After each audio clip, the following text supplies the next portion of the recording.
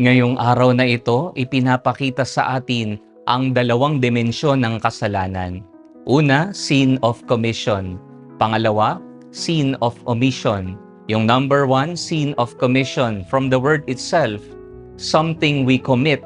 Kung ano yung ginawa natin. Adultery, stealing, gossiping. Yung number two, on the other hand, something we omit to do. Kung ano yung hindi natin ginawa. May nakita kang nangangailangan, hindi mo binigyan. May nakita kang magpapakamatay, hindi mo pinigilan. May nakita kang nagnanakaw, hindi mo nireport sa pulis.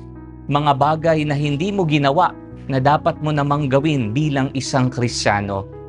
Sa Ebanghelyo ngayon, narinig natin ang istorya ng isang mayaman. Nagtaka siya, bakit hindi siya napunta ng langit? Gayong wala naman siyang ginawang masama. Ngunit, noong binalikan ang kanyang buhay, nakita na wala nga siyang ginawa, pero hindi rin naman siya nakagawa ng kabutihan. Lalo't higit sa pulubi na nasa labas ng bahay nila. Ang tanong, ganito rin ba tayo mga kapatid? Nagiging mabuti ba tayo sa ating kapwa o hindi natin sila natutulungan?